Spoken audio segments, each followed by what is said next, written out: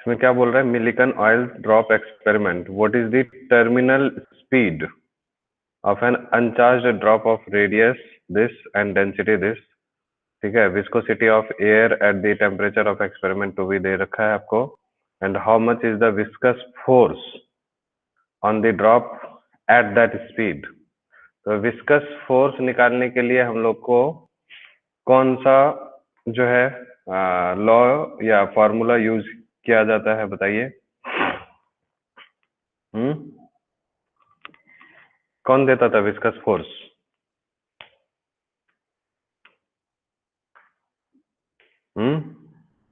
Viscous force कहाँ से निकालते थे, याद है पूरे चैप्टर में से? 6 पाई हाँ, एन ए। कौन कौन कौन सा फॉर्मूला है, कहाँ से, कौन सा लॉ है, बोलिए।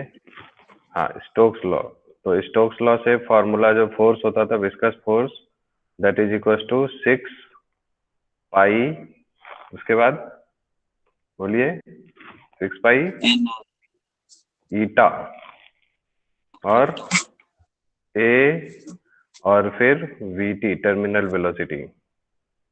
ठीक है, यही तो होगा। तो अब इसमें 6 पाई की वैल्यू मालूम है, ईटा की वैल्यू भी आपको दे रखा है, कोफिशिएंट ऑफ विस्कोसिटी, है ना। और फिर रेडियस भी आपको गिवन है, ठीक है। और टर्मिनल वेलोसिटी क्या गिवन है, देखिए, टर्मिनल वेलोसिटी है गिवन क्वेश्चन में। पहले पूछा है what is the terminal speed of an uncharged drop of radius this. अच्छा, तो पहले हम लोग को टर्मिनल वेलोसिटी पूछ रहा है, फिर जो है विस्कस फोर्स पूछ रहा है, दो चीजें पूछ रहा है। तो पहले हम लोग टर्मिनल वेलोसिटी निकालेंगे। तो टर्मिनल वेलोसिटी का फॉर्मूला कहाँ से आया, कोई फॉर्मूला था टर्मिनल वेलोसिटी का? याद आ रहा है किसी को? टर्मिनल वेलोसिटी का फॉर्मूला 2a²। हाँ, किसी को भी याद नहीं है टर्मिनल वेलोसिटी का फॉर्मूला? क्या बात है। अच्छा, 2a² rho minus sigma bond 2/9, ठीक है। टर्मिनल वेलोसिटी होता था 2/9 a² है ना, इंटू रो जी, है ना, रो जी अपॉन ईटा। ठीक है, ये होती है टर्मिनल वेलोसिटी का ये फॉर्मूला, 2a² रो जी अपॉन 9 ईटा। ठीक है, या फिर 2/9 a² रो जी अपॉन ईटा। तो आप देखिए इसमें ए जो है रेडियस भी आपको मालूम है, रो डेंसिटी भी मालूम है, आपको दिया हुआ है क्वेश्चन में, आ गया ये, है ना। जी की वैल्यू पुट करेंगे, ईटा की वैल्यू पुट कर लेंगे, यहाँ से आपको टर्मिनल वेलोसिटी का फॉर्मूला निकल वो टर्मिनल वेलोसिटी फाइंड आउट हो जाएगा सबसे, या नहीं हो जाएगा? हो जाएगा। बोलिए। तो टर्मिनल वेलोसिटी यहाँ से निकाल लेंगे, और फिर जो टर्मिनल वेलोसिटी की वैल्यू आएगी उसको यहाँ पर रख देंगे, तो हमारा विस्कस फोर्स निकल जाएगा। कॉन्सेप्ट समझ आ गया सबको? यस। बाकी जो लेट आए हैं उनको समझ आ रहा है या फिर से समझाऊं मैं? अभी दो प्लीज तीन रिपीट। बच्चे, ओके। देखिए क्वेश्चन में बोल रहा है एक मिलिकन ऑयल, क्वेश्चन नंबर 28 हम लोग देख रहे हैं, ठीक है। तो इसमें क्या बोल रहा है कि मिलिकन्स ऑयल ड्रॉप एक्सपेरिमेंट में terminal speed of an uncharged drop of radius this and density this. तो टर्मिनल स्पीड हम लोग को निकालना है, तो हम लोग वही याद कर रहे हैं। टर्मिनल वेलोसिटी क्या होती थी कि किसी भी मीडियम के अंदर में, है ना, एक बॉल को या रेन ड्रॉप को किसी को भी गिराया जाता था, तो इनिशियली उसकी स्पीड बढ़ रही थी, बढ़ते बढ़ते बढ़ते बढ़ते, है ना, जब उसकी स्पीड जो है ना, जब उसका वेट जो है उसके ऊपर में विस्कस फोर्स और बायोन्सी फोर्स अब थ्रस्ट दोनों के बराबर हो जाएगा, उस समय में जो मैक्सिमम स्पीड से वो फॉल करेगा उसी स्पीड को हम लोग क्या बोलते हैं, टर्मिनल स्पीड। ठीक है, तो वही टर्मिनल स्पीड का फॉर्मूला हम लोग डिराइव किए थे, कितना था वो, 2a² रो जी अपॉन 9 ईटा। ठीक है, ये फॉर्मूला आप लोगों को याद रहना चाहिए। ठीक है। तो अब यहाँ से हम लोग को क्या क्या चीजें चाहिए। ए हमारा डायमेंशन यानी रेडियस होता था, रेडियस है हमारे पास, this is 2 into 10⁻⁵ metre. Density भी आपको मालूम है 1.2 इंटू 10⁻³ kg पर मीटर क्यूब। ठीक है, ये भी पता चल गया। जी की वैल्यू भी आपको मालूम है 9.8, ठीक है, मीटर पर सेकेंड स्क्वायर। और आपको विस्कोसिटी ऑफ एयर भी दे रखा है, जिसके अंदर में हम उसको गिरा रहे हैं, एयर के अंदर में वो गिर रहा है, कौन, अनचार्ज ड्रॉप। तो उसकी भी कोफिशिएंट ऑफ विस्कोसिटी भी आपको गिवन है। ठीक है, तो यानी ईटा की वैल्यू भी गिवन है। तो सारी वैल्यूज गिवन है, तो आप टर्मिनल वेलोसिटी आराम से फाइंड आउट कर सकते हैं। क्लियर सबको?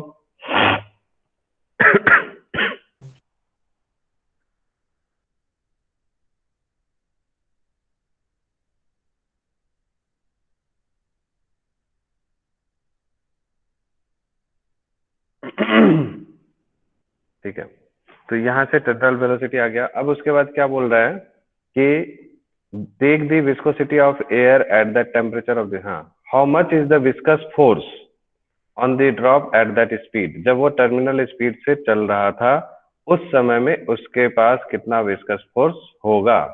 तो विस्कस फोर्स हम लोग पढ़े हैं, स्टोक्स लॉ से आता है। ठीक है, स्टोक्स लॉ हम लोग पढ़ चुके हैं। वो स्टोक्स लॉ था, viscous force equal to 6 pi eta a v t, terminal velocity. ठीक है, तो 6 पाई की वैल्यू मालूम, ईटा की वैल्यू ऑलरेडी गिवन है, दिस वन, ए रेडियस आपको गिवन है, and this is terminal velocity. जो टर्मिनल वेलोसिटी यहाँ से कैलकुलेट करके आएगी उसी को हम लोग पुट कर देंगे। अब क्लियर है सबको विस्कस फोर्स का फॉर्मूला? एनीवन? कोई डाउट किसी को? ये सॉल्व हो जाएगा सबसे, कि मैं सॉल्व करके दिखाऊं? हैं?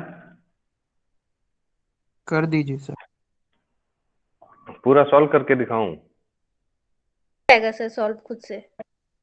क्योंकि सॉल्व करने में फिर वही एक ही क्वेश्चन में पूरा टाइम खत्म हो जाता है। अब आपको वैल्यूज ही तो पुट करना है। ये देखो, एक मैं एग्जांपल दिखाता हूँ।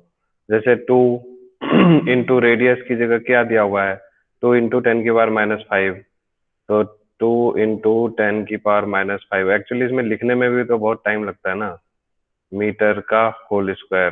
ठीक है, फिर ढंग से लिखाता भी नहीं है। फिर रो की वैल्यू कितनी, 1.2 इंटू 10⁻3, 1.2 इंटू 10⁻3। ठीक है, इंटू में फिर आपको जी की वैल्यू कितनी है, 9.8। ठीक है, इन सारी वैल्यूज को हम लोग मल्टीप्लाई कर दिए और डिवाइडेड बाई 9 इंटू ईटा। ईटा की वैल्यू कितनी, 1.8 इंटू 10⁵ है ना, ये -5। सो दिस इज 1.8 इंटू 10⁻⁵, है ना, पास्कल सेकेंड। अब इसको आप सॉल्व करना है। अब कटाना है, तो कटाने के लिए आप लोग अब क्या, अब ये सब चीज मैं भी सिखाऊं? नहीं कटा सकते आप लोग। इसको सॉल्व करेंगे तो 2 इंटू 2 4 हो जाएगा, इसका स्क्वायर करेंगे तो 10⁻⁵ इंटू 2 है, तो इसका स्क्वायर करेंगे 10⁻⁻10 हो जाएगा। ठीक है, तो अब इसको कटाइए ना आप लोग, ये सब तो कर सकते हैं। 6 से 2 जा, 6 3 जा। ठीक है, फिर और बाकी तो कुछ कट नहीं रहा है, तो बस मल्टीप्लाई कर दीजिए सिंपली, आंसर निकाल लीजिए। नहीं हो जाएगा? हो गया। किसी ने पूछा था सॉल्व करके दिखाने के लिए, कौन था? श्रीदत्त? No sir. तो कौन था? खिलेश्वर। अच्छा, खिलेश्वर। ठीक है, तो कर लोगे खिलेश्वर कि नहीं हो पाएगा? हो जाएगा सर। ठीक है, अब यही मल्टीप्लाई ही तो करना है। अब ये सब करने लग जाऊंगा ना, फिर एक ही क्वेश्चन में पूरा टाइम लग जाएगा सॉल्व करने में। ठीक है, कॉन्सेप्ट समझा दिया, वैल्यू पुट करके अब ये सब मल्टीप्लाई नहीं कर सकते। 2 इंटू 4 8, 8 इंटू ये 10 9.8 है, तो इसको 10 ही ले लीजिए आसानी रहने के लिए। ठीक है, ठीक है, तो 2 अच्छा, इंटू हो जाएगा। 4 8 इंटू 10 40 अपॉन में ये 9 इंटू 3 27 है, सब सॉल्व करना है। अब जो भी उसकी वैल्यू आएगी उसको हम लोग यहाँ पुट कर देंगे टर्मिनल वेलोसिटी में। ठीक है सर। ठीक है, जिससे नहीं हो पाएगा मेरे को व्हाट्सएप पे बता दीजिएगा, मैं सॉल्व करके भेज दूंगा। ठीक है, क्योंकि इसमें अगर क्लास में भी सॉल्व करने लग जाएंगे बहुत टाइम लग जाएगा एक एक क्वेश्चन में। चलिए उसके बाद फिर 29 हो गया, 30 हो गया, 28 भी हो गया, 27 हो गया था या नहीं हुआ था कल? 27th क्वेश्चन देखिए एक बार, कल नहीं कराए थे ना? Yes sir. No sir. कीजिए इसको भी try.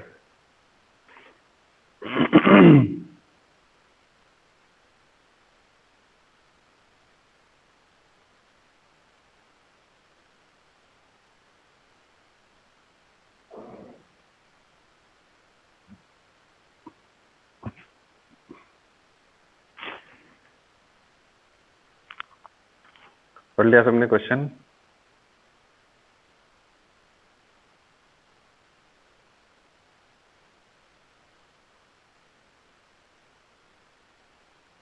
Yes sir.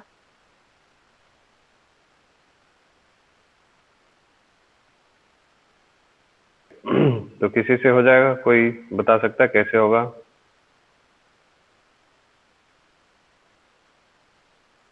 Seventh question.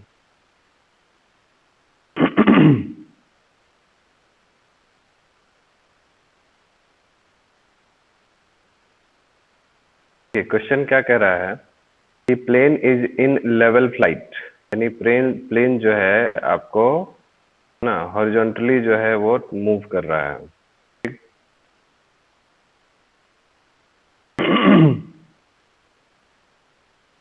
ये इस तरह से लेवल फ्लाइट का मतलब हॉरिजॉन्टल डायरेक्शन में, उसमें कोई भी हाइट वगैरह चेंज नहीं हो रही है, ठीक है। तो इसके पास क्या होते हैं? दो विंग्स होते हैं, ठीक है, सबको मालूम है। तो बोल रहा है कि moving at constant speed and each of two wings has an area this. तो इसकी भी एरिया मालूम है, दोनों की सेम एरिया है दिया हुआ, ठीक।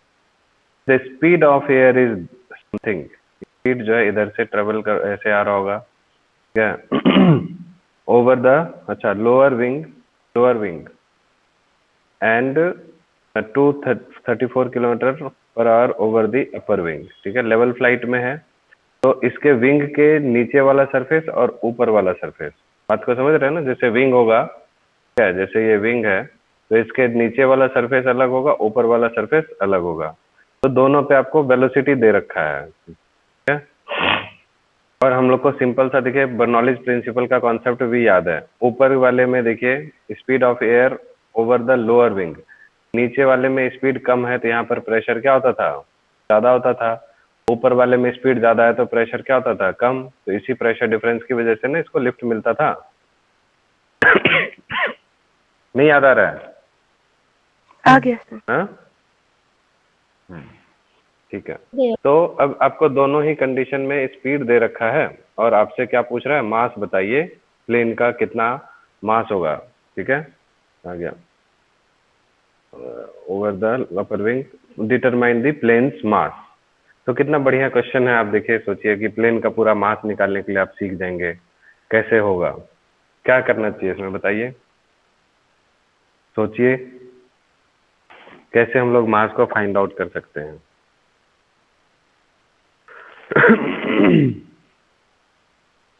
बताइए, कोई एनी आइडिया? मास से रिलेटेड कौन सा फॉर्मूला होता है इस क्वेश्चन में? Rho equal to mass into, बोलो S is equal to M। देखिए, एक कोई बच्चा ये बोल रहा था rho equal to mass upon में वॉल्यूम। यहाँ पर देखिए वॉल्यूम से रिलेटेड कुछ आपको इंफॉर्मेशन नहीं है, ठीक है। तो और एयरक्राफ्ट की डेंसिटी भी हम लोग को नहीं दी हुई है। तो एयरक्राफ्ट का अगर मास निकालना है, प्लेन का मास निकालना है, तो प्लेन की डेंसिटी पता होनी चाहिए, प्लेन का वॉल्यूम पता होना चाहिए। तो इससे रिलेटेड जो है हमारा ये कॉन्सेप्ट मास का गलत हो जाएगा, ठीक है। तो अभी कोई और कुछ बोल रहा था, बोलो। मास से रिलेटेड यहाँ पर देखिए ना, लिफ्ट लग रहा है, लिफ्ट यानी कि फोर्स लग रहा है, तो force is equal to mass into acceleration होता है कि नहीं? अरे बोलो। अच्छा। ठीक है, तो यहाँ पर जो मास इनटू एक्सेलरेशन होगा वो एयरक्राफ्ट के अंदर में वो फोर्स जो लग रहा होगा वो कितने के बराबर हो रहा होगा, mg के बराबर हो रहा है। एक्सेलरेशन की जगह एक्सेलरेशन ड्यू टू ग्रेविटी होगा। ठीक है, तो मास के लिए हम लोग यहाँ से क्या कर लेंगे, फोर्स निकाल लेंगे और उसमें g से डिवाइड कर देंगे। ठीक है, अब फोर्स कितना लग रहा होगा, कौन सा फोर्स लग रहा होगा, तो वही लिफ्ट लग रहा होगा उसके ऊपर में। यस और नो? Yes sir. हाँ, तो लिफ्ट कैसे हो रहा होगा, कहाँ से आया, लिफ्ट किसकी वजह से लगता है, लिफ्ट किसकी वजह से लगता है, विंग्स में लिफ्ट किसकी वजह से लगता था, अभी तुरंत डिस्कस किए थे ना, प्रेशर कम होने प्रेशर डिफरेंस की वजह से, प्रेशर प्रेशर डिफरेंस की वजह से, प्रेशर कम नहीं, प्रेशर डिफरेंस की वजह से। कैसे, विंग्स के अपर सरफेस और लोअर सरफेस का जो प्रेशर डिफरेंस है उसी की वजह से ना लिफ्ट लगता था। अरे बोलो। हाँ, तो प्रेशर डिफरेंस कितना हो जाएगा, P1 माइनस P2। ठीक है, हम लोग जानते हैं P1 क्या होगा, P1 कौन सा ज्यादा प्रेशर कहाँ पे, ज्यादा प्रेशर कहाँ पे, नीचे, इसको P1 मान लेते हैं। ऊपर प्रेशर कम, तो P1 माइनस P2 यहाँ से निकाल लेंगे। तो फोर प्रेशर का फॉर्मूला क्या होता है, pressure equals to, pressure equals to, बोलो, प्रेशर और फोर्स में क्या रिलेशनशिप होता है, हाँ? Force upon area. हाँ, pressure equals to force upon area. तो फोर्स कैसे निकलेगा, प्रेशर से किसको मल्टीप्लाई कर देंगे, एरिया। एरिया को। ठीक है, तो इस प्रेशर जो डिफरेंस आया है उसमें अगर एरिया ऑफ विंग से मल्टीप्लाई कर देंगे तो इसके ऊपर में कितना फोर्स लग रहा है वो पता चल जाएगा। यस और नो? Yes sir. चलिए, यहां तक आप लोगों को बात समझ में आ गई। देखिए कि हम बिल्कुल उल्टा चल रहे हैं, क्वेश्चन देखिएगा ध्यान से। हम लोग को मास कैलकुलेट करना है, तो mass equals to force upon में एक्सेलरेशन ड्यू टू ग्रेविटी होगा। फोर्स कहाँ से आएगा, ठीक है, force equals to m into g, sorry, force कहाँ से आएगा, प्रेशर डिफरेंस की वजह से। अब इस प्रेशर डिफरेंस में एरिया से मल्टीप्लाई कर देंगे तो फोर्स आ जाएगा। अब एरिया आपको गिवन है, कितना है गिवन, एरिया कितना गिवन है, 25 मीटर स्क्वायर। 20 क्या हम लोग 25 ही लेंगे या कुछ और लेंगे, स्क्वायर। हैं? एरिया 25 ही लेंगे या कुछ और लेंगे, कुछ और। क्या कुछ और, हाँ, इंटू 2 करना पड़ेगा, क्योंकि क्यों 2 करे, 2 से इंटू करेंगे, 2 50 विंग। क्योंकि हाँ, 2 क्योंकि 2 विंग्स है, एक का एरिया 25 है, तो जो लिफ्ट लग रहा होगा उस पर दोनों, सिर्फ एक ही लिफ्ट, एक ही विंग की वजह से लिफ्ट लगता है टोटल, या दोनों विंग की वजह से लिफ्ट लगता है टोटल, दोनों। दोनों विंग wings। की वजह से। तो इसलिए हम लोग एरिया की जगह यहाँ पर क्या रखेंगे, 50। ठीक है, 2 इंटू 25। अब आती है बात, सब कुछ हो गया, अब सिर्फ अगर प्रेशर डिफरेंस निकल जाए तो हमारा काम बन जाएगा। ठीक है, यानी P1 और P2 कहाँ से आएगा ये बताइए, यहाँ पे मामला खराब हो गया हमारा। अगर ये नहीं निकाल पाएंगे तो ये समझ लीजिए कि हमने अभी तक जो भी किया वो गलत किया, फिर दूसरा तरीका लगाना पड़ेगा। क्या जो इंफॉर्मेशन आपको क्वेश्चन में दिया हुआ है वहां से हम प्रेशर डिफरेंस निकाल सकते हैं, यस और नो?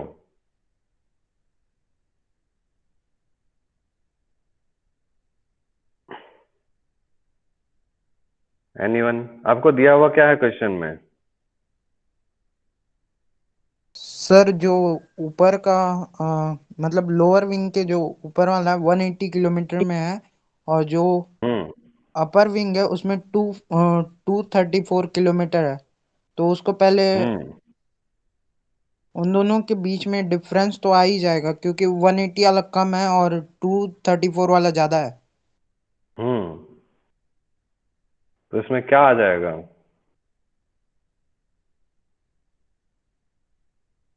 ये क्या दिया P1 हुआ, का 180, 180 और 234 क्या गिवन है, pressure, speed of air. Speed दे रखा है, उससे हम लोग को प्रेशर कैसे निकलेगा, सर जितना स्पीड स्पीड और ज्यादा होता है उतना प्रेशर कम होता है। कैसे, इसको कितना प्रेशर P1 की जगह क्या लिख दें बताओ?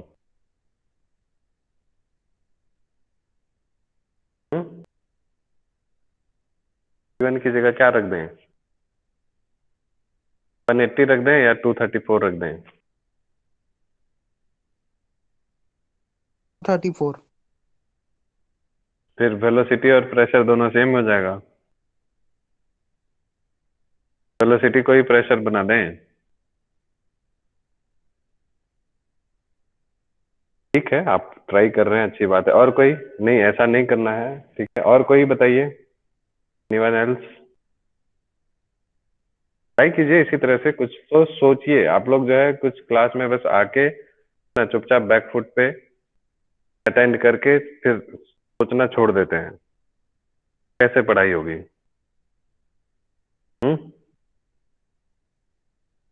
बताइए।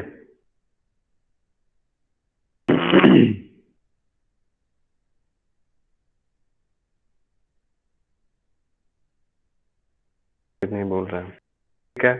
हम लोग इतना पूरा चैप्टर ऑलमोस्ट खत्म हो गया, ये इतना नहीं सोच पा रहे हैं। प्रेशर और वेलोसिटी में रिलेशनशिप कहाँ से आता है? कोई रिलेशन है पूरे चैप्टर में प्रेशर और वेलोसिटी वाला? Bernoulli's equation. Yes, very good. Bernoulli's equation क्या होता था? P1 plus half rho V1 square equals to P2 plus half rho V2 square. Okay. तो यहां से अब देखिए, आपको दिख गया, यही होता था ना। और प्लस में रो GH होता था। तो क्योंकि फ्लाइट जो है वो हॉरिजॉन्टल है, तो दोनों ही केस में हाइट क्या होगी? सेम होगी। तो इधर का रो GH और उधर का रो GH दोनों साइड कैंसिल आउट हो जाएगा। यही होता है ना Bernoulli's. P1 plus half rho V1 square plus रो GH1 plus two P2 plus half rho V2 square plus रो GH2। H1 H2 सेम है, तो हाइट क्या हो जाएगा? सॉरी, हाइट जो नहीं करना है, हाइट कांस्टेंट होगा, ठीक है। हाइट क्या है? सेम है, इसलिए वो क्या हो जाएगा? कैंसल आउट हो जाएगा। क्लियर है सबको? Yes sir. अब आप देखिए, यहाँ से जो चाहिए था आपको मिल रहा है क्या? P1 माइनस P2 मिल जाएगा या नहीं मिल जाएगा? मिल जाएगा। मिल जाएगा। P2 को उधर से, तो हाफ रो दोनों साइड सेम है, this is equal to V2 square minus V1 square. Yes और no? Half to rho, rho की वैल्यू कितनी है? डेंसिटी ऑफ एयर कितना दे रखा है आपको क्वेश्चन में? गया ये 1 kg पर मीटर क्यूब, ठीक है। तो रो की जगह 1 और V2 फाइनल वेलोसिटी, ये है ऊपर वाला, ठीक है, कितना दे रखा है? 234 किलोमीटर पर आवर। तो 234 तो SI यूनिट में चेंज करेंगे तो कितना? 5/18 से मल्टीप्लाई करेंगे। 18 1 जा 18, बचा कितना यहाँ पर? 5 5 और 4 54, तो 18 3 जा 54।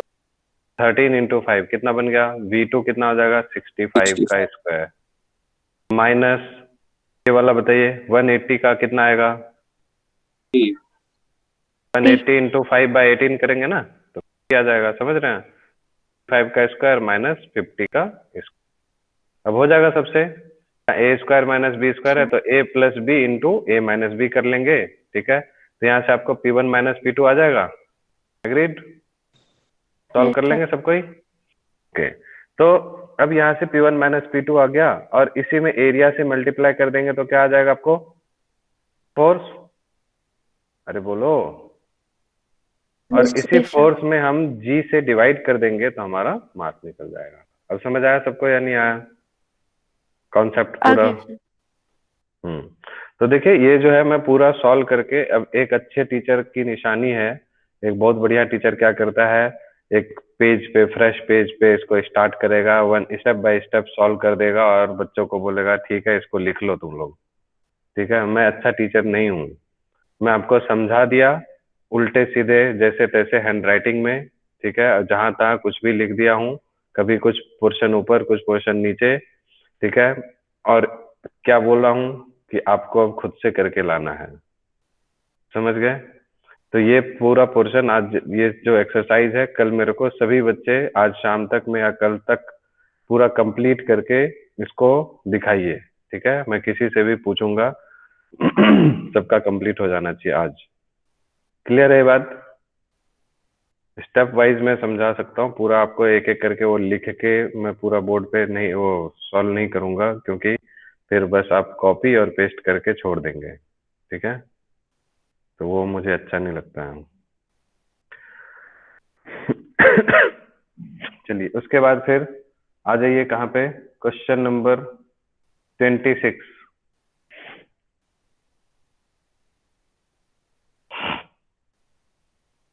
हो गया है सबसे, या अगर नहीं हुआ है तो करेंगे, नहीं तो फिर छोड़ देंगे इसको। 26 हो गया सबसे? सब चुप, नहीं हुआ है तो कीजिए। रिस्पॉन्ड नहीं करता है ना, ये बहुत तकलीफ होती है। कुछ नहीं, हाँ नहीं, सब शांति से स्मशान घाट में आ जाते हैं बैठने।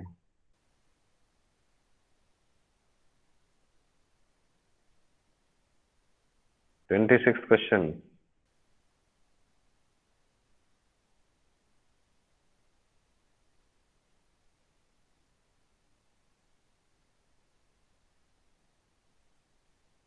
नहीं हुआ है। इतने सालों बाद बोल रहे हो। पढ़िए इसको, ट्राई कीजिए। What is the largest average velocity of blood flow in an artery of radius this if the flow must remain laminar? ठीक है? And what is the corresponding flow rate and viscosity of blood आपको question में given है। तो सोचिए क्या करना चाहिए इसमें। तो लार्जेस्ट एवरेज वेलोसिटी का मतलब क्या होता है? क्रिटिकल वेलोसिटी, ठीक है? तो क्रिटिकल वेलोसिटी मैंने आपको बताया था रेनॉल्ड्स नंबर से रिलेटेड होता है, ठीक है?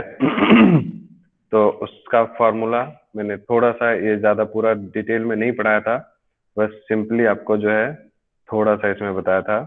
क्रिटिकल वेलोसिटी का फॉर्मूला होता है रेनॉल्ड्स नंबर, ठीक है, इनटू ईटा। ये सब फॉर्मूले आपको याद रहने चाहिए, divided by rho into D, ठीक है? This is the formula of critical velocity, ठीक है? डी जो है दिस इज डायमीटर, है ना, ऑफ द जो भी आर्टरी है या जो भी है, ठीक है? समझ गए? रो डेंसिटी ऑफ जो उसके अंदर में फ्लूइड फ्लो करेगा उसका, रेनॉल्ड्स नंबर सबको मालूम है, ठीक है? और ईटा जो है this is coefficient of viscosity of, यहाँ पर ब्लड क्या होगा, ठीक है?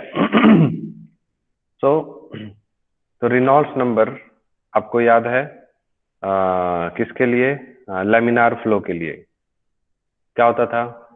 कहाँ से कहाँ तक लाई करता था लैमिनार फ्लो के लिए रेनॉल्ड्स नंबर की वैल्यू? सब गायब। कुछ तो याद होना चाहिए आप लोगों को। 2-3 दिन के बाद पेपर शुरू होने वाले हैं PT2 का, और ये चैप्टर आ रहा है और आप लोग चुपचाप शांति से बैठ जाते हैं, कुछ भी पूछो तो।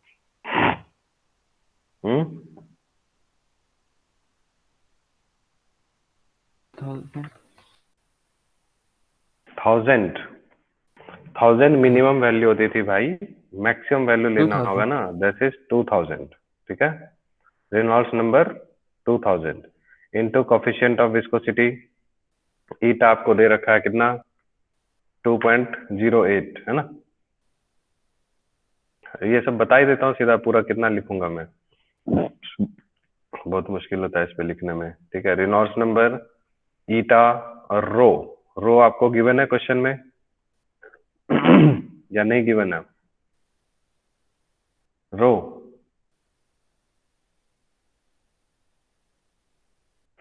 क्वेश्चन में गिवन है या नहीं है? ये भी नहीं बोल सकते गिवन हैं है लोग। सर। कितना है? कितना गिवन है बताओ, कहाँ पे गिवन है? डेंसिटी गिवन है कहीं पे क्वेश्चन में? No sir.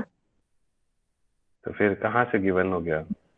तो इसको एक क्वेश्चन हम लोग कल किए थे, इसमें बोला था टेबल 10.1 से ब्लड के बारे में, ये वाला क्वेश्चन किए थे ना कल 24th वाला। तो टेबल 10.1 से ब्लड की डेंसिटी निकालनी पड़ेगी, ठीक है। तो वहां हम लोग जाएंगे टेबल 10.1 में, वहां से डेंसिटी ऑफ ब्लड को लिखेंगे, ठीक है। या फिर अगर पेपर में क्वेश्चन आएगा तो आपको ऑलरेडी गिवन रहेगा, या टेबल गिवन होगा या सीधा लिखा हुआ होगा डेंसिटी ऑफ ब्लड इतना है, ठीक है। And this is diameter of the artery. तो रेडियस आपको गिवन है, रेडियस गिवन है, तो वहां से डायमीटर निकल जाएगा, diameter equal to 2 into r. Agreed? अरे यस बोलो। सर। ठीक है। तो यहाँ से आपकी लार्जेस्ट वेलोसिटी आ जाएगी, ठीक है। This is called critical velocity, ठीक है। अब इस वेलोसिटी से ज्यादा जैसे ही होगा वेलोसिटी तो क्या बन जाएगा? टर्बुलेंट बन जाएगा, ठीक है। ठीक है, नेक्स्ट अब देखिए second part, what is the corresponding flow rate, ठीक है। तो फ्लो का रेट यानी कि वॉल्यूम पर सेकेंड आपको फाइंड करना है, ठीक है। तो आप इसको पॉइजली फॉर्मूला से भी कर सकते हैं, ठीक है।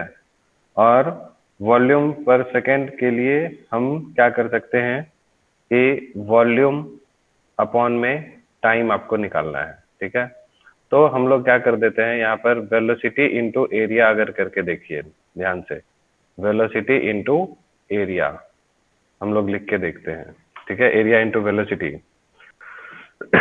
वेलोसिटी क्या होता है? मीटर पर सेकेंड, ठीक है। और एरिया का यूनिट क्या होता है? Metre square. तो अब आप इसको अगर देखेंगे मीटर स्क्वायर इंटू मीटर तो क्या बन जाएगा? मीटर क्यूब, और डिवाइडेड बाई सेकेंड। तो अगर मीटर क्यूब किसकी यूनिट होती है? Volume upon second.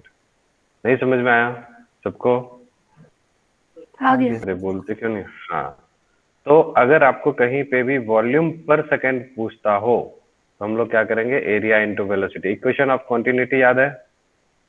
Equation of continuity क्या कहता था? कोई भी लिक्विड है, ठीक है, जब कहीं से पास कर रहा है, ठीक है, किसी पाइप के थ्रू, तो जो ये area into velocity equal to constant होता था। क्यों? क्योंकि हर एक जगह पर वॉल्यूम, अमाउंट ऑफ वाटर या amount of liquid flowing per second जो होता था वो कांस्टेंट होता था, ठीक है। Volume volume per second, volume per second, यहाँ पे कांस्टेंट, इसलिए हम लोग बोलते थे area into velocity equal to constant. तो जब भी कभी भी आपको वॉल्यूम पर सेकेंड पूछे तो आप क्या करेंगे? वेलोसिटी इंटू एरिया कर देंगे, क्योंकि वो हमारा जो इनका प्रोडक्ट है वो हमें वॉल्यूम पर सेकेंड देता है। क्लियर? अरे बोलो। Yes sir. हाँ, Yes, और sir. दूसरी बात, वॉल्यूम पर सेकेंड आपको पॉइजली फॉर्मूला भी मैंने पढ़ाया था, ठीक है। Volume per second, amount of liquid flowing through a pipe, है ना, पर सेकेंड के लिए पॉइजली फॉर्मूला भी आपको मैंने पढ़ा रखा है। इसमें शायद पॉइजली फॉर्मूला कहाँ दिया हुआ है? आप लोग ये सब पढ़ते हैं या नहीं? पॉइंट्स टू पॉन्डर वाला सभी पढ़ा कीजिए, ये सब इंपॉर्टेंट चीजें होती है इसके अंदर में। ये देखिए प्रेशर की डिफरेंट यूनिट्स होती है, ठीक है। ये सब मैंने कराया नहीं है, आपको खुद से करना है, ये सब मैं टेस्ट में दूंगा ये सब क्वेश्चन, ठीक है। डिफरेंट यूनिट्स ऑफ प्रेशर, समझ गए ना? पास्कल्स लॉ, ठीक है, ये सब दे रखा है इसमें। पॉइजली फॉर्मूला कुछ यहाँ पे था शायद बुक में, नहीं दिख रहा है, ठीक है। ये जो लेटेस्ट वाली बुक होगी ना आपके पास एनसीईआरटी की, उसमें एडिशनल टॉपिक्स में ये दे रखा है पॉइजली फॉर्मूला, ठीक है। लास्ट में चैप्टर जहाँ पे खत्म हो जाता है आंसर्स के बाद, ठीक है। तो इस बुक में नहीं है क्योंकि ये पुरानी बुक है इसलिए।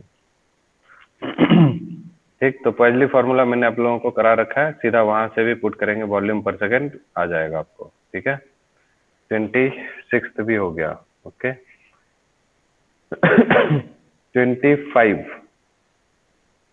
25 जो है आपको थियोरेटिकल पोर्शन है। In deriving Bernoulli's equation we equated the work done on fluid in the tube to its change in potential energy and kinetic energy. What is the largest average velocity of blood flow in an artery of this? अच्छा, तो largest वही critical velocity की ही बात कर रहा है फिर से, है ना। मस्ट रिमेन लेमिनार, वही हो गया ना। And do the dissipative forces become more important as the fluid velocity increases. चलिए इसको करिए, पढ़िए क्वेश्चन पूरा आप लोग अपने तरीके से। Question number 25।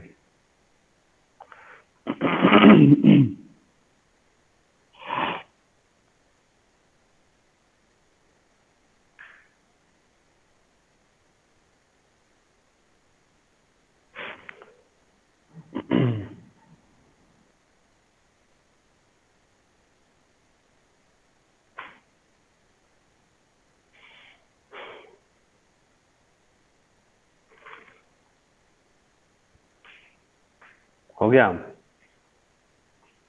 So first part आपको आई थिंक समझ आ गया होगा। इसमें फिर से पूछ रहा है what is the largest velocity of blood. ये क्या हो रहा है?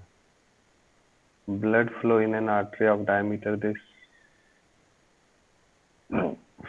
ये क्वेश्चन गलत है यार। आपके पास बुक है किसी के पास? ये तो यहाँ वाला क्वेश्चन उठा के डाल दिया, ए वाला पार्ट। आपकी बुक में देखिए तो इसमें ए पार्ट में यही दिया हुआ है। Yes sir. सबकी बुक में यही क्वेश्चन है। टू दिया इसमें। सेम है क्या? सर पर इसमें रेडियस अलग है ना। अच्छा, आपकी बुक में रेडियस अलग दे रखा है क्वेश्चन में। सर मेरे बुक में सेम है रेडियस। नो सर, सेकंड वाले में, ये दूसरे पार्ट वाले में रेडियस दिया और इसमें डायमीटर। डायामीटर है और इसमें रेडियस है। अच्छा। लेकिन इस क्वेश्चन का इससे कोई लेना देना कहाँ है? We equated the work done on the fluid in the tube to its change in potential and kinetic energy. तो what is the largest velocity of blood flow? ये क्वेश्चन आपस में इंटर रिलेटेड है ही नहीं। ठीक है, तो ये तो फर्स्ट पार्ट जो है आपका, ये वाला सेम क्वेश्चन बन गया इसका वाला, है ना।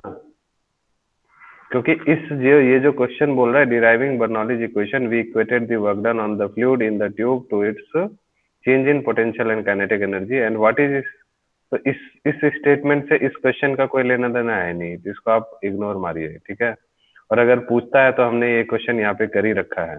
ठीक है, कुछ और क्वेश्चन होना चाहिए यहाँ पे, गलत हो गया है यहाँ मिस प्रिंटिंग। सबकी बुक में यही है क्या? किसी के में भी कुछ नहीं है डिफरेंट? सर सेम है। छोड़िए उसको, आप हटा दीजिए इस पोर्शन को। सेकंड पार्ट कीजिए। Do the dissipative forces become more important as the fluid velocity increases. ठीक है, तो क्या होता है जब फ्लूइड की वेलोसिटी कहीं भी किसी भी पाइप में इंक्रीज कर रही है, तो उस समय में एक जो डिसिपेटिव फोर्स होता है, मीन्स फ्लूइड की वेलोसिटी इंक्रीज होगी तो फ्रिक्शन बढ़ेगा, फ्रिक्शन बढ़ेगा तो हीट बढ़ेगा, हीट बढ़ेगा तो वो डिसिपेटिव एनर्जी इंक्रीज हो जाएगी। तो it plays an important role. ठीक है, क्योंकि फोर्स आपकी जो मतलब हीट, कुछ अमाउंट ऑफ एनर्जी जो है वो लॉस हो जा रहा है।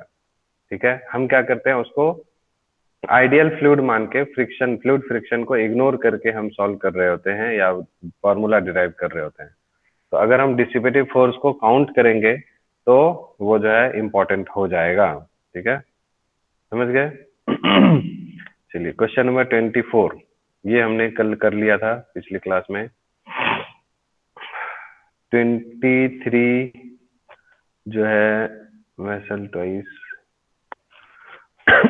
ये सब में थियोरेटिकल टाइप का क्वेश्चन है, इसको आप लोग खुद से ट्राई कीजिएगा।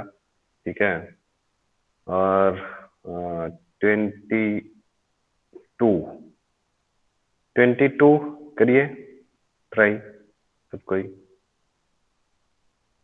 देखिए क्या होता है, एडिशनल एक्सरसाइज में थोड़े अच्छे क्वेश्चन होते हैं, इसलिए मैं जो है थोड़ा इस वाले क्वेश्चन पोर्शन को कंप्लीट करा देता हूँ। बाकी इधर 1 से 20 तक तो आप लोग कर ही लिए होंगे, जिसमें मैंने कल बहुत सारे क्वेश्चन करा भी दिए, 19 20 भी करा दिया हूँ। ठीक है, आज देखता हूँ टाइम बचेगा तो इधर 18 वगैरह सब भी करा देंगे। ठीक है, पहले इसको कीजिए जरा, कौन सा 22।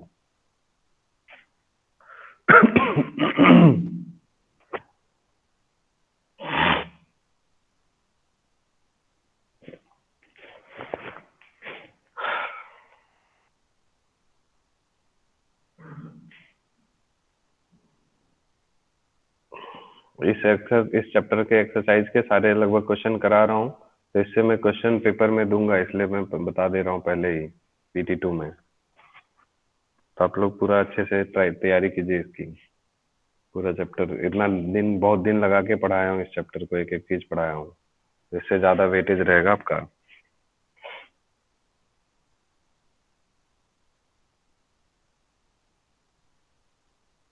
हो गया 22वां क्वेश्चन।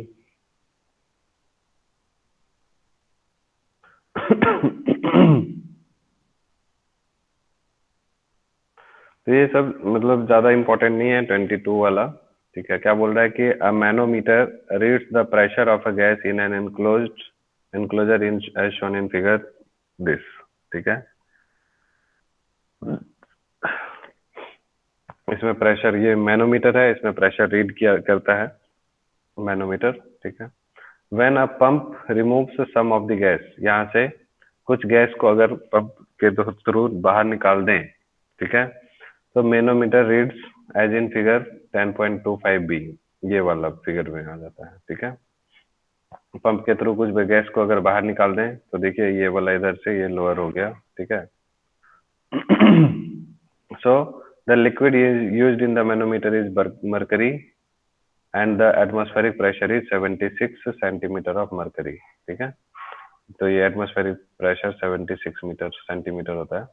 तो give the absolute and gauge pressure of the gas in enclosure A and B in units of centimetre of mercury. तो सीधी सी बात है, इसमें फर्स्ट वाले में आपको बोल रहा है कि एटमॉस्फेरिक प्रेशर 76 सेंटीमीटर आपको ऑलरेडी गिवन है, ठीक है। इतना मतलब ये 76 सेंटीमीटर जो है नॉर्मल एटमॉस्फेरिक प्रेशर के अंदर में मरकरी जो है 76 सेंटीमीटर हाइट तक राइज करता है due to atmospheric pressure in an capillary या इन एन U2 मैनोमीटर, ठीक है। तो आपको क्या बोल रहा है कि एब्सोल्यूट प्रेशर चाहिए और गेज प्रेशर। गेज प्रेशर आपको मालूम है क्या होता है, प्रेशर डिफरेंस होता है। तो गेज प्रेशर आपको सीधा दिख रहा है, प्रेशर डिफरेंस आपको सीधा सीधा दिख रहा है 20 सेंटीमीटर का, ठीक है। यहाँ का लेवल और ये लेवल ऐसे कर दीजिए, तो प्रेशर डिफरेंस कितने का हो रहा है 20 सेंटीमीटर। तो गेज प्रेशर क्लियरली है आपको 20 सेंटीमीटर है। और फिर एब्सोल्यूट प्रेशर की बात अगर बोलेगा, यानी कि टोटल प्रेशर कितना हो गया, ठीक है। तो पहले से एटमॉस्फेरिक प्रेशर कितना था 76, और उसमें से गेज प्रेशर, प्रेशर डिफरेंस को हम लोग प्लस कर देंगे, तो आपका टोटल जो इन सेंटीमीटर हो जाएगा कितना 76 प्लस 20, दिस इज 96 सेंटीमीटर, ठीक है। सो इसको हम लोग एब्सोल्यूट प्रेशर बोलते हैं। 76 नॉर्मली था, ठीक है। उसके बाद फिर एक्स्ट्रा प्रेशर कितना, gauge pressure, pressure difference 20 centimetre आ रहा है, ठीक है। तो टोटल प्रेशर हो गया 96, ठीक है। सेकेंड केस में देखिए, how would the level change in case be if 13.6 centimetre of water immiscible with mercury are poured in the right limb of the manometer, ठीक है। तो इसमें क्या किया कि पानी डाल दिया अब इसमें, ठीक है। कितना 13.6 सेंटीमीटर का, ठीक है। तो इसमें ये जो है, अब ये कितना आ चुका है अपने एक्चुअल प्रेशर से 18 सेंटीमीटर नीचे आ गया है, ठीक है। तो 18 सेंटीमीटर नीचे आ गया है, तो टोटल प्रेशर हम लोग पहले निकाल लेते हैं, यानी कि एब्सोल्यूट प्रेशर। एब्सोल्यूट प्रेशर कितना हो जाएगा इस केस में बताइए आप लोग। एक्चुअल में यहाँ पर रहता तो कितना होता है 76, लेकिन जैसे ही पानी डाले हैं तो ये कितना हो गया है 18 सेंटीमीटर लोअर हो गया, तो माइनस कर देंगे इसमें, है ना। जैसे यहाँ पर एब्सोल्यूट प्रेशर में 20 सेंटीमीटर ज्यादा था तो प्लस किए थे, तो यहाँ पर इसको इसमें माइनस कर देंगे। 76 माइनस 18 कितना हो जाएगा 58। तो एब्सोल्यूट प्रेशर यहाँ पे आ गया आपको 58 सेंटीमीटर। और गेज प्रेशर पूछेगा तो यहाँ पर गेज प्रेशर पूछता तो कितना होता,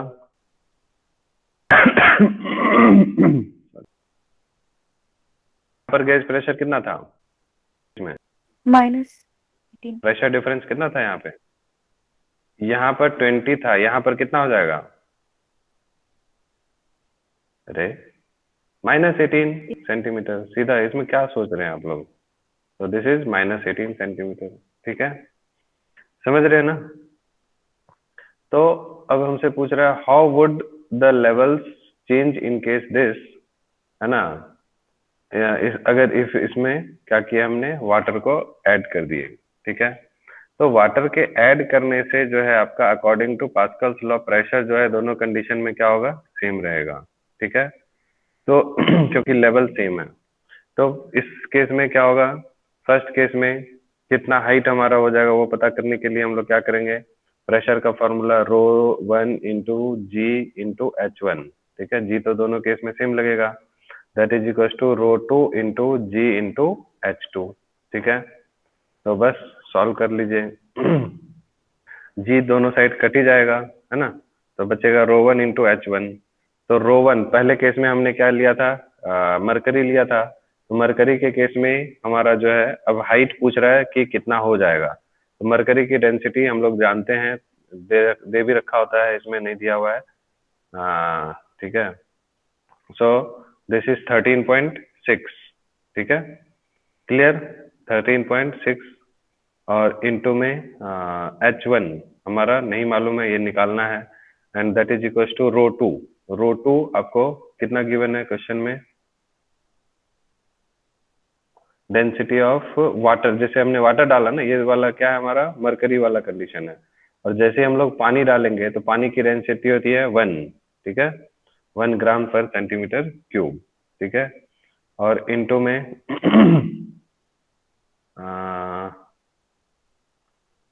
H2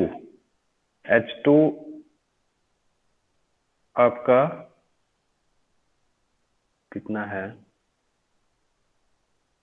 ρ2 into H2,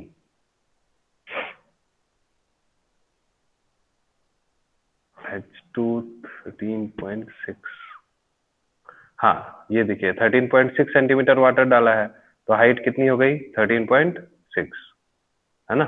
H2 13.6 centimetre of water is poured into this, तो हाइट की जगह पे यहाँ पर 13.6 रख देंगे, ठीक है।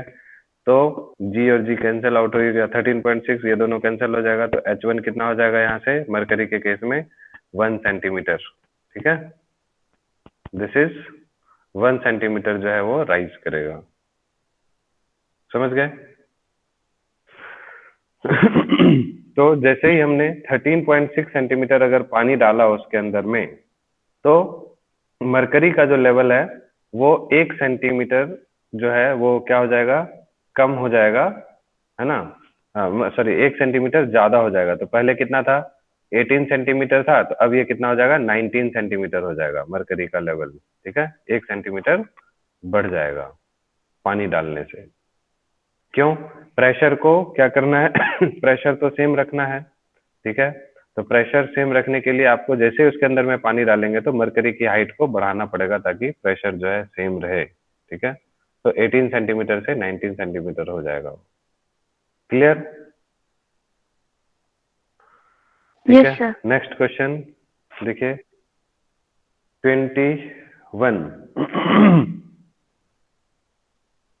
21 क्वेश्चन जो है ये भी ज्यादा कुछ मतलब इसको आप छोड़ सकते हैं, ठीक है, नॉट वेरी इंपॉर्टेंट, या फिर इसको करना है तो इसको हम नेक्स्ट डे देखते हैं, ठीक है। और इधर हम एक बार देख लेते हैं और कोई क्वेश्चन इधर जो है ज्यादा इंपॉर्टेंट है पहले उसको, क्योंकि टाइम बहुत कम बचा है, 5-7 मिनट बचा है। तो और इसके अलावा और कौन सा इंपॉर्टेंट क्वेश्चन इधर रह गया है, क्वेश्चन नंबर 16 एक है, ठीक है, क्वेश्चन नंबर 16, 17, क्योंकि वो एक ही टाइप का था 21 भी, 16 और 17 जल्दी जल्दी कर लीजिए। और 14 कल कराया था कि नहीं, 14th वाला एरोप्लेन विंड टनल वाला क्वेश्चन नहीं कराया था ना, पहले 14 कीजिए जल्दी से, 14 कर लीजिए।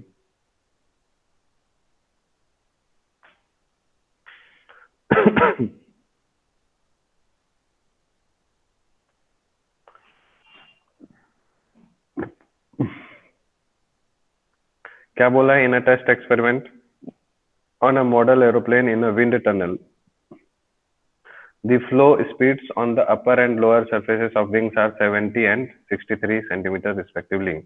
Yeah, meter per second. So what is the lift on the wing if its area? अच्छा, ये तो सेम क्वेश्चन हो गया. कैसे? लिफ्ट का मतलब क्या चाहिए? फोर्स. एक क्वेश्चन ऐसे करा दिए थे ना हम लोग.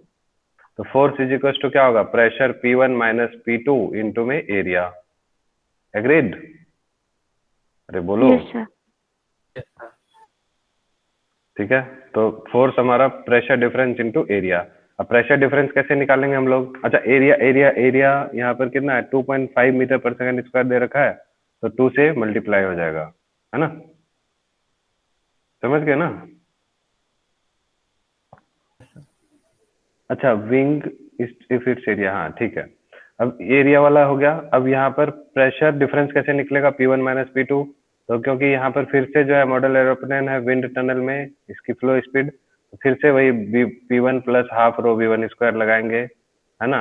Equals to P2 plus half rho V2 square. Bernoulli's equation याद आ रहा है कि नहीं? अभी किए थे हम लोग. नहीं समझ आ रहा किसी को? Yes, sir. आ रहा है. Yes, sir. तो यहाँ से P1 माइनस P2 आ जाएगा हमारा pressure difference. Half rho V1 square, half rho V2 square minus half V1 V2 already आपको गिवन है, वहां से सॉल्व करके प्रेशर डिफरेंस आएगा, उसको एरिया से मल्टीप्लाई कर देंगे तो लिफ्ट आ जाएगा, फोर्स कितना है. ठीक है. क्वेश्चन नंबर 16 देखिए. क्वेश्चन नंबर 16 पढ़िए.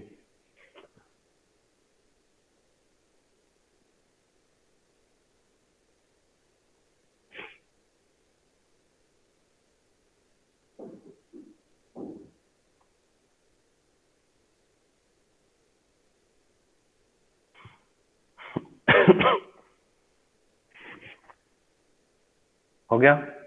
सिलेंड्रिकल ट्यूब है, एक स्प्रे पंप, स्प्रे वाला हम लोग देखे थे, and has cross section this, है ना? One end of which has 40 fine holes each of diameter this. If the fluid flow inside the tube is 1.5 metre per minute, what is the speed of ejection of the liquid through the holes? Question समझ आ रहा है सबको कि नहीं आया? Question समझ आया या नहीं? No, sir. नहीं आया. देखिए क्या बोल रहा है. सिलेंड्रिकल ट्यूब है एक, इस तरह से सिलेंड्रिकल, ऐसे नहीं, स्प्रे वाला है ना, तो सिलेंड्रिकल ट्यूब ऐसे हॉरिजॉन्टल होगा. ठीक है. इसका क्रॉस सेक्शन आपको दे रखा है कितना? 8 सेंटीमीटर स्क्वायर. इसका वन एंड जो है इसके पास 40 fine holes each of diameter 1 millimetre है. ठीक है. तो इसकी जो यहाँ से एरिया ऑफ क्रॉस सेक्शन आपको फर्स्ट वाले कंडीशन में A1 दे रखा है. ठीक है. कितना? 8 सेंटीमीटर पर सेकेंड स्क्वायर. तो इसको हम लोग मीटर पर सेकेंड स्क्वायर में चेंज करेंगे तो 8 इंटू 10 की पावर माइनस 4 मीटर स्क्वायर हो जाएगा, है ना? 8 इंटू, क्योंकि 8 सेंटीमीटर है ना, तो 1 सेंटीमीटर को हम लोग चेंज करेंगे तो 10 की पावर माइनस 2 का होल स्क्वायर करेंगे तो मीटर स्क्वायर ऐसे हो जाएगा. तो आपको एरिया पता चल गया. अब क्या बोल रहा है इसमें कि इस जो इसका एक एंड पे, है ना, जो है 40 fine holes of each of, यहाँ से अब स्प्रे है तो इसका जो है जब क्या बोलते हैं,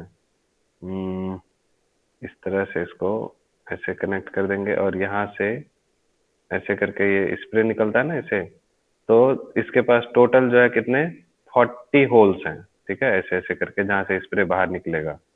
ठीक है. तो एक तो पोर्शन ये हो गया, दूसरा पोर्शन यहाँ हो गया. ठीक है. तो जो है वही इक्वेशन ऑफ कॉन्टिन्यूटी लगाना पड़ेगा दोनों ही पोर्शन में, क्योंकि जितना यहाँ से फ्लूइड जो है निकलेगा वॉल्यूम पर सेकंड और यहाँ पर वॉल्यूम पर सेकंड दोनों सेम होगा. जितना यहाँ से प्रेशर इधर होता था ना, कुछ इस तरह से प्रेस किए और यहाँ से जो है ये लिक्विड निकला और यहाँ से फाइन स्प्रे में निकलेगा. ठीक. तो इसका डायमीटर दे रखा है तो रेडियस हम लोग निकाल सकते हैं. ठीक है. तो डायमीटर कितना दे रखा है इसका क्वेश्चन में?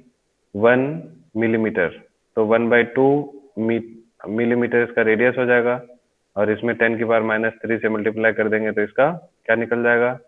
मीटर में आ जाएगा. और यहाँ से इसका हम लोग एरिया निकाल लेंगे. ठीक है। एरिया सेकंड कंडीशन में कितना, सर्कुलर होल होगा तो इसलिए पाई आर स्क्वायर, तो A2 आ गया, ठीक है। तो इक्वेशन ऑफ कॉन्टिन्यूटी क्या होता है, A1 into V1 is equal to A2 into V2, ठीक है। समझ रहे हो ना बात को। तो A1 इंटू V1, तो A1 है और V1 यहाँ से जो है लिक्विड किस स्पीड से जो है बाहर निकल, मतलब यहाँ से किस स्पीड से इधर की तरफ ट्रेवल कर रहा है, तो वो V1 आपको क्वेश्चन में गिवन है या नहीं है, बताइए।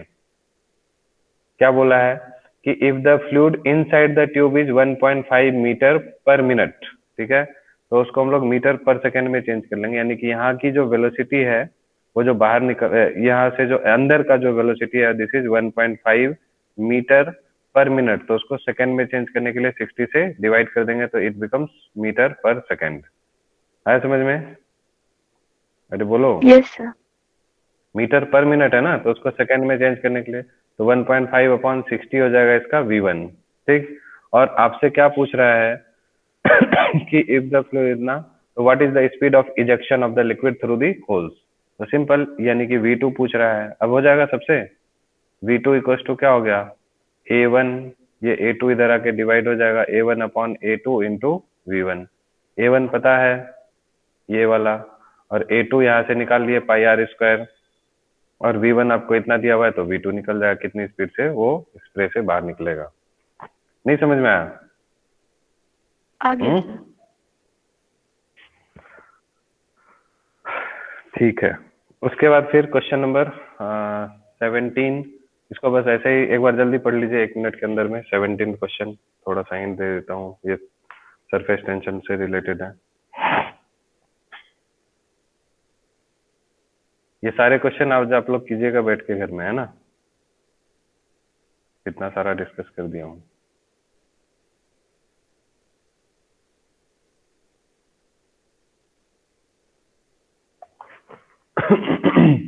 सेवनटीन क्वेश्चन देखिए जल्दी से, क्या बोल रहा है इसमें कि wire U shaped wire dipped in a soap solution, ठीक है, एंड रिमूव्ड, ऑब्वियसली वो फिल्म बनेगा, सोप फिल्म बनेगा जब सोप सॉल्यूशन में डालेंगे तो, between the wire and the light slider supports weight इतना, ठीक है, which include the small weight of slider and length of this, ठीक।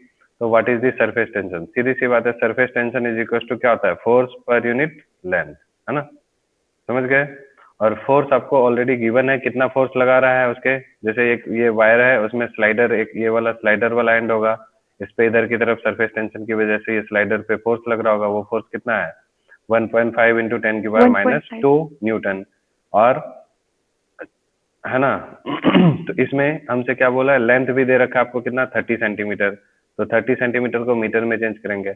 अच्छा इसमें जो होगा वो कितने लेयर्स बनेगी, जब सोप सॉल्यूशन में इसको वायर को डालेंगे तो कितने लेयर्स बनेंगी, 1 या 2? 2। सोप की फिल्म कितनी बनेंगी, 1 या 2?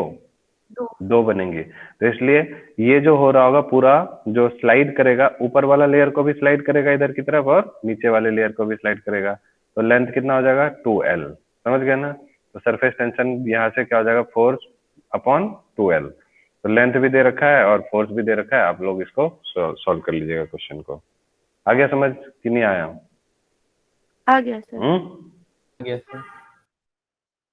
ठीक है, बस 1 मिनट रुक जाइए, हम लोग